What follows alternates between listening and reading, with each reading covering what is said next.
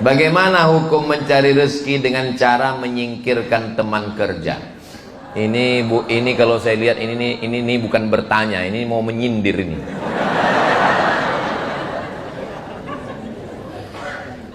Saya ikut tes dosen bahasa Arab, test of Arabic language, foreign language, lulus.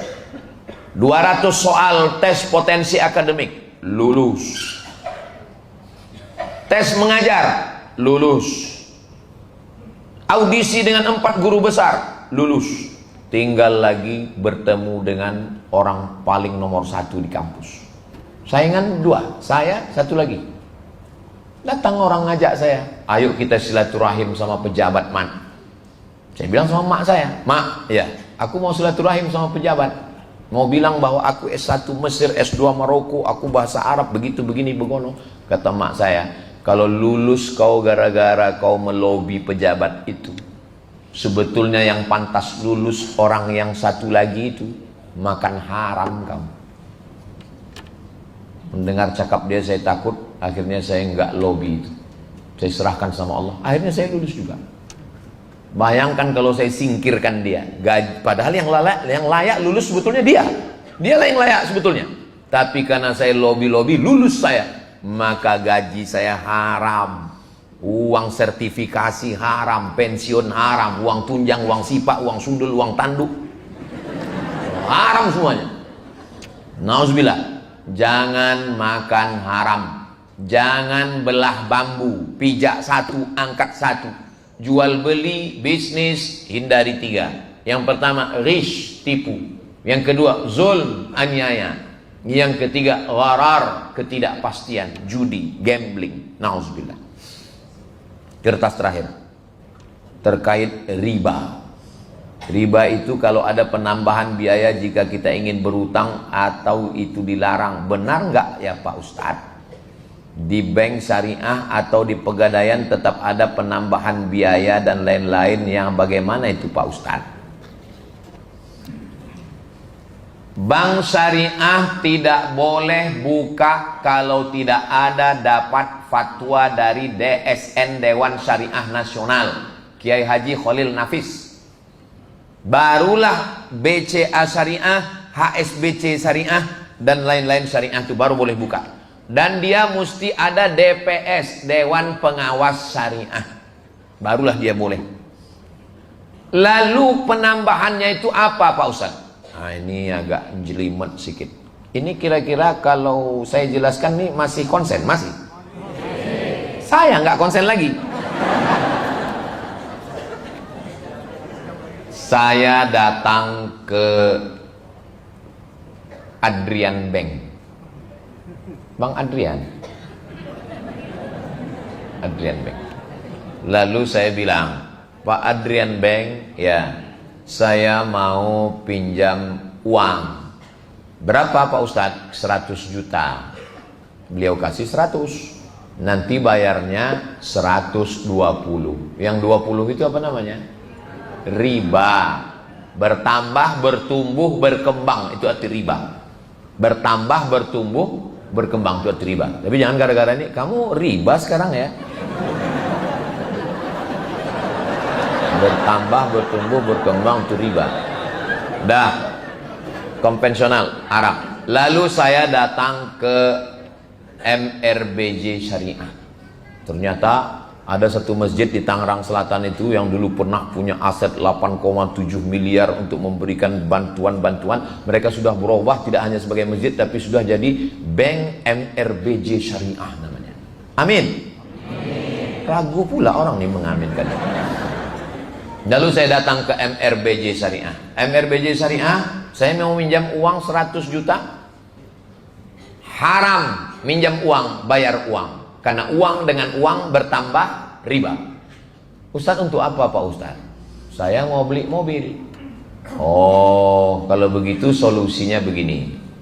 MRBJ membeli mobil itu cash. Sekarang mobilnya punya siapa? Punya MRBJ.